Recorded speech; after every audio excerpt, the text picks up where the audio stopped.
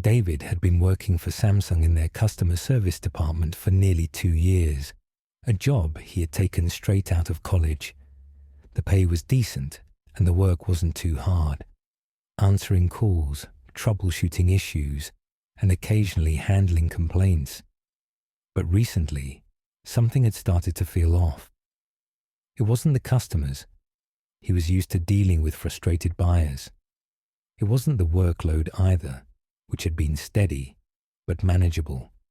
It was the strange occurrences, the unsettling feeling that no matter where he was or what time it was, someone or something was watching him. It had all started innocuously enough. The first strange incident happened on a regular Tuesday evening shift.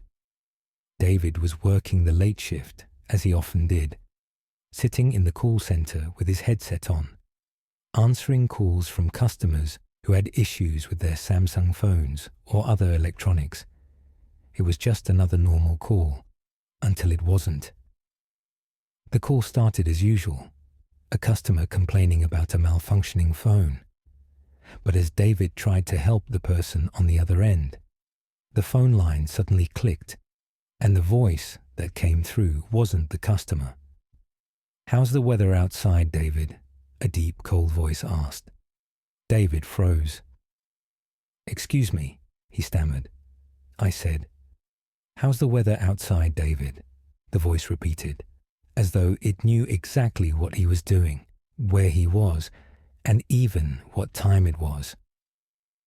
David looked around, his heart pounding in his chest. The call center was empty, save for a few other employees at their desks. He checked the caller ID, but it was just a generic number that didn't register. "Who is this?" David's voice trembled. A low chuckle came through the speaker, and then the line went dead. Shaken, David shrugged it off, chalking it up to some kind of prank or glitch. Maybe one of his co-workers had been messing with him, he thought. It didn't help that the office had been eerily quiet, the hum of the computers and the soft tap of keyboards filling the otherwise still air.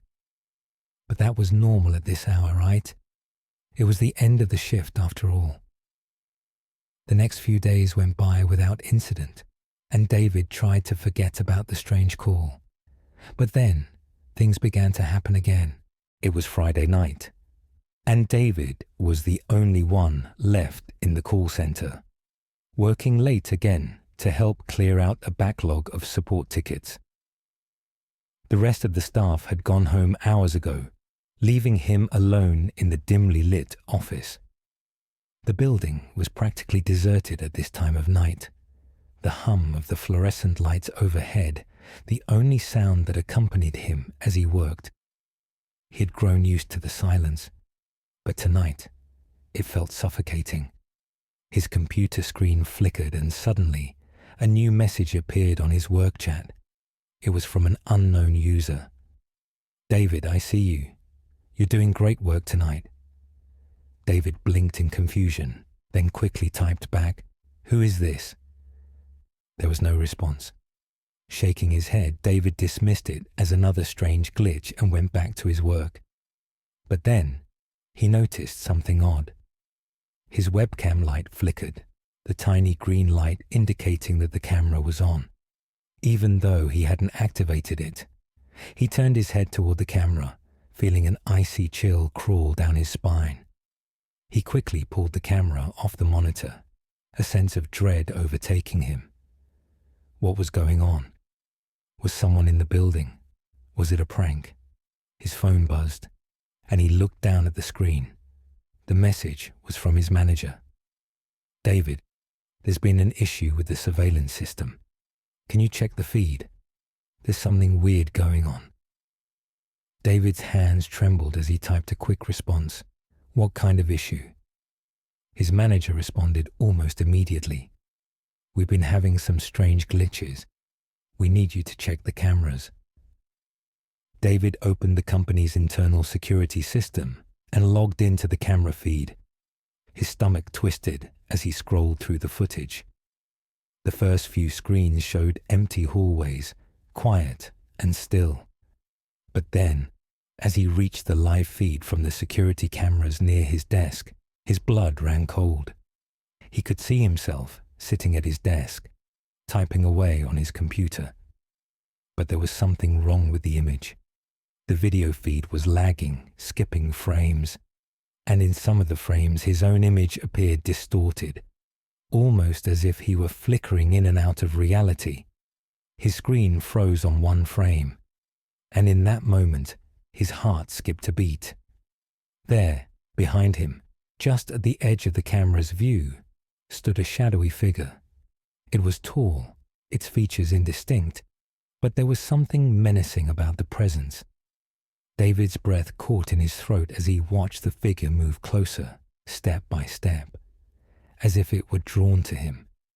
Then the figure reached out a long, skeletal hand toward the camera.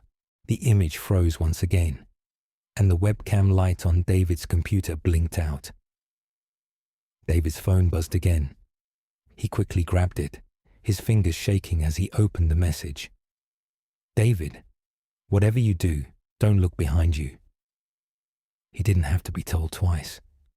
He turned in his chair, dread pooling in his stomach. The office was empty. No shadow, no figure. Just the empty rows of desks, darkened by the low light of the office. But the air felt heavier, oppressive, as though something unseen was lingering in the corners of the room. Suddenly, his phone rang. The caller ID showed Samsung Security, but something was wrong. The number was unfamiliar, and the area code didn't match any of the local numbers. Hesitantly, David answered. "David," a voice crackled through the phone. "We're monitoring you. You're being watched." David's heart pounded in his chest. "Who is this? What's going on?" The voice on the other end didn't answer. Instead, a series of distorted, glitchy sounds erupted from the phone speaker. A high-pitched whine filled the air, followed by static that rattled his nerves. The line went dead.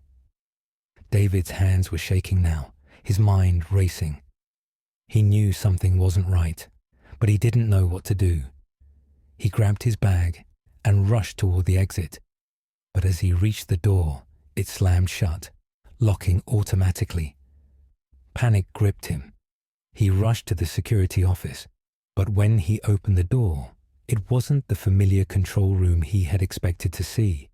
Instead, it was a blank, featureless room, the walls covered with rows of screens. Each screen was filled with images of David, images of him from different angles, from different points of view, as if someone had been following his every move in the building. The walls closed in on him. David's phone buzzed once again, this time with a text from his manager. "David, we need you to come back to the security office immediately. We're having a code red situation." But when David looked down at his phone, his screen went black, and in the reflection of his phone, he saw it, the shadow that had been following him, standing just behind him in the darkened room. The shadow grinned, and then everything went black. The next morning, David's body was found in the security office, his eyes wide open, his expression frozen in terror. His co-workers had no idea what happened. The security footage had been mysteriously erased, and there were no signs of forced entry or any obvious explanation. But the building's internal surveillance system had been compromised. Every camera feed that had captured David's final moments had been corrupted. All that remained was a single image, a blurry, distorted figure watching from the corner of the room, as if waiting for something or someone. To this day, the building stands abandoned, its doors locked tight, its cameras turned off, and the story of David's disappearance, along with the terrifying messages he received, remains a chilling mystery. But sometimes, if you listen closely in the empty halls of Samsung's corporate offices, you might just hear the faint crackling of static on the other end of the line. Someone is always watching, and the Samsung surveillance never sleeps. I never thought anything could go wrong with the new Samsung Galaxy phone I bought. I'd always been a fan of the brand. Sleek design, reliable, and fast performance. What else could you ask for? But that all changed when I got my hands on the Galaxy S21 Ultra. It was the middle of the night when the problems began. I had just set the phone up a few hours ago, and everything seemed fine. The screen was bright, apps opened without hesitation, and the camera worked like a charm. I left it charging by my bedside and fell asleep. At around 2:30 a.m., I woke up to the faint sound of my phone buzzing on the nightstand. I rubbed my eyes, confused about who could be messaging me at this time. It was then that I noticed the strange, flickering light coming from the phone screen, like a strobe light, blinking in short intervals. I reached over, still groggy, and swiped the screen to check my notifications. There were no messages, no calls, just an eerie, static-like image that quickly faded before I could make sense of it. My heart skipped a beat. What had I just seen? It didn't seem like any app I recognized. I tapped around the screen, trying to exit the unknown app, but nothing worked. The device was stuck. Suddenly, my phone screen turned black. Then, it began showing flashes of random images, blurry faces, strange symbols, and unsettling scenery that felt like something out of a nightmare. I pulled the phone back in horror, but the images grew more vivid with each second. I couldn't turn it off, no matter what I tried. As I was about to unplug the phone, it suddenly flashed to a message that made my blood run cold. "I'm watching you." The words were brief, but the message chilled me to the bone. The phone began vibrating again, and I could feel the screen grow unnaturally warm against my fingers. I turned the phone around, hoping to find a simple explanation, a glitch, a malfunction. But that's when I noticed it. A reflection in the screen, a figure standing just behind me. I whipped around, but the room was empty. The only thing that stood there was my own terrified reflection in the mirror. I grabbed the phone and unplugged it from the charger, but the image on the screen never left. It stayed, staring back at me. I tried turning off the device again, but instead, the screen displayed a new message.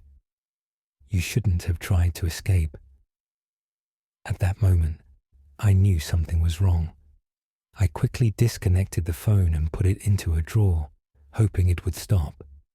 But even after I closed it, the phone continued to buzz, vibrating in my nightstand as if trying to break free. The next morning, I took it to a Samsung store.